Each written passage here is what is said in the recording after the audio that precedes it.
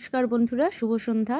আমি প্রথমে কড়াই একটা ভালো করে গরম করে তার মধ্যে একটু কালো জিরে ফোড়ন দিয়ে পেঁয়াজকলি আর আলু ভালো করে ধুয়ে জল ঝরিয়ে রেখেছিলাম, সেটাই আমি প্রথমে একটু ভাজা ভাজা করে নেব।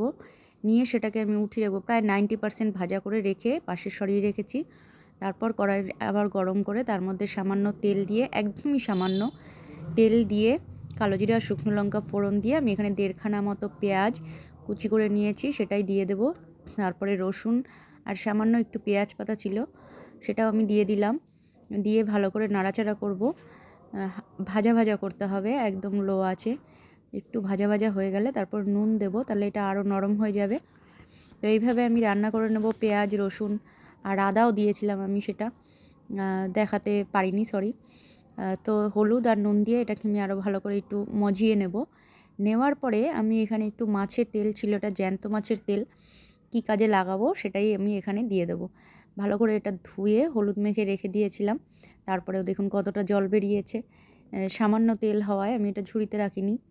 এখানে আপনারা ইচ্ছে করলে বেশি তেলও দিতে পারেন, কিন্তু বেশি তেল দিলে সেটা খেতে অন্যরকম লাগে, আমি ওই জন্য কমই দিয়েছি। তো তেলটাকে একটু ভাজা ভাজা করে নিয়ে তারপরে এর মধ্যে নুন দিয়ে দেবো। দিয়ে এটাকে একটু ভালো করে নেড়েচেড়ে তারপরে যে আমি পেঁয়াজটা পাশে সরিয়ে রেখেছিলাম সেটা দিয়ে এটাকে মিশিয়ে নেব। নিয়ে ভালো করে নাড়তে থাকতে হবে। আর আগেই আমি কাঁচা লঙ্কা দিয়ে দিয়েছিলাম। আর এখানে আমি এবারে অর্ধেক টমেটো কেটে সেটাকে দিয়ে দেবো। ওর মধ্যে একটু নুন দিয়ে দেবো, তাহলে তাড়াতাড়ি নরম হয়ে যাবে। এরপর এটাকে নেড়েচেড়ে নাড়তে থাকতে হবে একদম কম আঁচে। তো আমার ভিডিওটা কেমন লাগছে অবশ্যই জানাবেন কমেন্ট করে।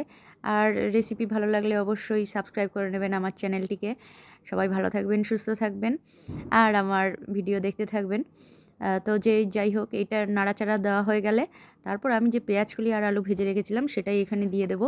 দিয়েও ভালো করে নাড়তে চাড়তে হবে, হয়ে যাবে। একদম শেষে কিন্তু ধনেপাতা দিতে ভুলবেন না।